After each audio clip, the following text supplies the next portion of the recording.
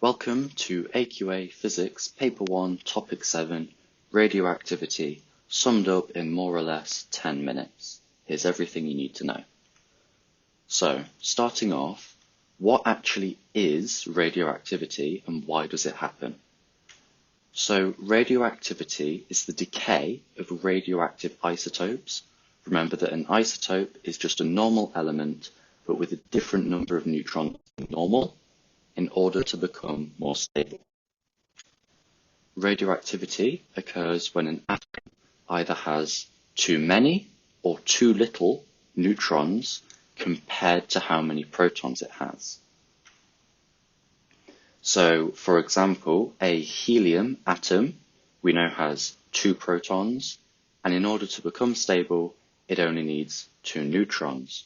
But take a carbon atom, 6 protons, it needs 6 neutrons in order to become stable. So, how can radiation affect us? Firstly, we have irradiation. So this is where an external source of radiation, having that source sitting in front of you on the desk, and the radioactive decay is passing through you, whereas contamination would be equivalent to eating the radioactive source or having it on your skin, and that's what we call an internal source.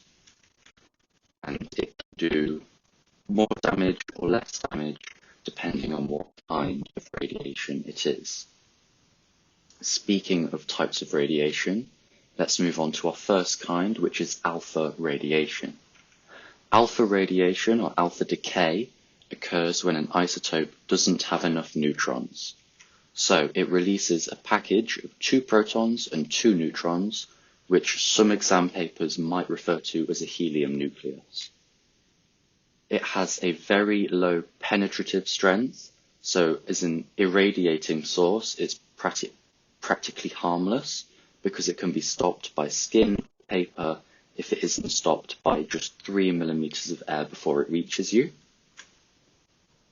However, it has a very strong ionizing strength, so as an internal source, it can do much more damage contaminating you and lead to things like cancer, radiation poisoning, and ultimately death.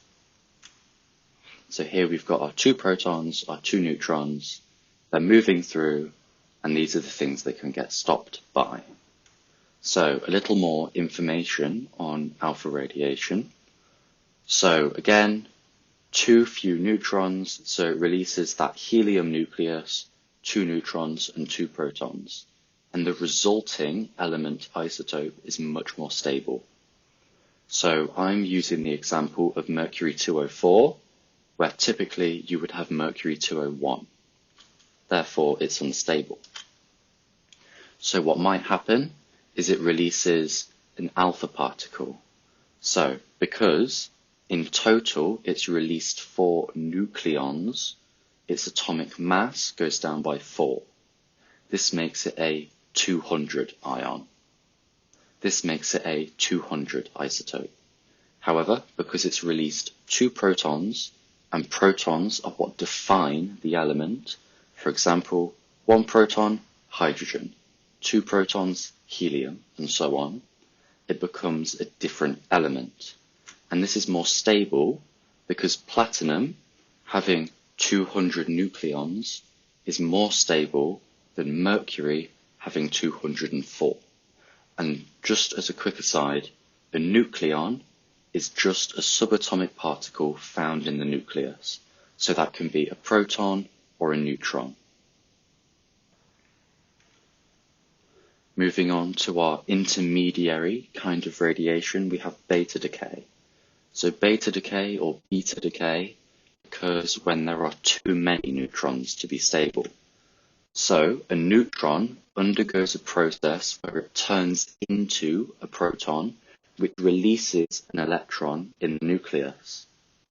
But because of opposing charges, if you recall electrostatic attraction and repulsion, it is expelled at very high speeds. It has an average penetrating strength, so it's relatively harmless as an irradiating source because it can be stopped by just 3 millimeters of aluminium. And similarly, it is relatively dangerous as a contaminating source because it has a medium ionizing strength, but it still can pose a threat. So here we've got our electron getting stopped by aluminium. Again, just a little bit more information. So just to compound on that, there's two little neutrons. So a neutron turns into a proton. That should say too many neutrons. So there are too many neutrons. So one of the neutrons turns into a proton, which releases an electron. So again, using mercury 204, what might happen is it undergoes beta decay, and we can represent that electron as having an atomic number of -1. And that's because the element gains a proton. And we can represent it as -1 because of conservation of mass. So here it's more stable because thallium, having 204 nucleons, is more stable than mercury, having 204 nucleons. Moving on to our last kind of radiation at GCSE level, we have gamma decay. So gamma decay, unlike the others, is not ionizing. Gamma decay, unlike the others, isn't to do with the number of neutrons. It's to do with how much energy there is. So the atom releases some of that excess energy as an electromagnetic wave. This helps to cool down the atom and lower its energy. It has the highest penetrative strength, meaning it will pass right through you, right through walls, only being stopped by concrete or lead, but it has a very low ionizing strength, so despite being able to pass through you, one gamma wave isn't likely to do much in terms of contamination. So here we have a representation of a gamma wave, but it's important to remember that this isn't what the wave physically looks like, because we cannot see waves. The wave is just pure energy, and this is a representation using an oscilloscope. So, last equation, we have a little bit more on gamma radiation. So, because there isn't a change to the nucleons, the atom itself remains the same. It just releases energy. So the mercury 204 on the left, we can consider as being more unstable, and then it releases energy as a gamma wave, which we can say has a mass of 0, an atomic number of 0, which means we get the same mercury 204, but it's more stable because it has less energy. So how can we use each type of radiation? So starting off with alpha radiation, we can use this in smoke detectors. So we have a small alpha stream and a detector, and when the flow of that stream is interrupted, it means that there's something denser than air in the way. That could mean smoke, so it's safest to assume there's a fire and let everyone evacuate. In terms of beta radiation, this can be used in manufacturing to ensure correct thicknesses of materials such as paper. And you can do that by measuring the change in radioactivity, seeing how it changes as the paper gets thicker or thinner. And finally, with gamma rays, we can use these by firing them from many different angles. We can use these by firing them at many different angles at cancer tumors, which means that that tumor receives a really high dosage, but in comparison, the healthy tissue around the tumour doesn't, and that's called radiotherapy. So, half-life. What is half-life? Half-life is the time it takes for the number of decaying atoms in a substance to halve. So, say you had a block of a substance which had 1 million atoms in it, and they're all decaying. If it had a half-life of 30 minutes, then after 30 minutes, only 500,000 of those would still be decaying.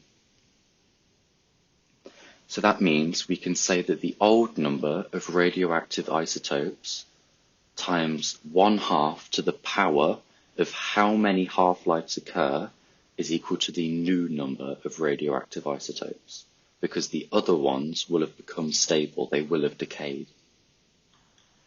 And the number of half-lives can be the total time taken divided by how long one half-life takes. So here I'm using lambda, so 5 half-lives would occur over 50 minutes if one half-life takes 10 minutes. So here's a question for you. Some substance R has a half-life of 20 minutes. At the start, it has an activity of 256,000 becquerels. How much activity is there after 1 hour? So here's how I would approach this. So using what we know, the new amount of activity is the old amount halved to the power of how many half-lives have occurred. So we want to find out, first of all, how many half-lives have happened. So we know that a half-life is the time elapsed over one half-life. So 60 minutes have occurred, and a half-life happens every 20 minutes. So 60 over 20 gives us 3. That means that 3 half-lives occur in an hour. So that means we do 256,000 times 1/2 cubed, because that means we're halving it 3 times, and that gives us 32,000 becquerels. Now we have a new unit here, we have becquerels, so I will just quickly talk about what units we have in the radiation topic. So radiation activity is measured in becquerels. So that still doesn't mean much. So 1 becquerel is 1 decay per second. Radiation activity is quite literally just the decay of an isotope. And it has the symbol A, and becquerels can be simplified to the unit BQ. Absorbed dosage, represented by D, is measured in grays, GY, and it's the energy deposited by an ionizing radiation per unit mass. So say you're fired with an alpha particle or a beta particle or a gamma wave, and it hits 1 kilogram of U, how much energy goes into that kilogram? So in standard units or System International, you can represent it as joules per kilogram. And that really helps you understand that it's the energy put in to mass. Now, if you've ever talked about radiation, it's likely that you've talked about an equivalent dosage. So someone might say, that's equivalent to eating this many bananas. So equivalent dosage, represented by H, is actually measured in sieverts, SV, and it represents the risk posed by a radioactive source due to irradiation or contamination. So it is very similar to the absorbed dosage and is sometimes represented as joules per kilogram because it's the energy put into that mass, but it's affected by many factors. So absorbed dosage is much more of the mechanical, what happens at a theoretical level, whereas equivalent dosage, H, is more what actually happens, how much of a risk are you at. And if you wanted a booklet form of this where it's all in just 3 pages, you can follow the link on screen and you'll be right there. Thank you very much. Good luck in your exams.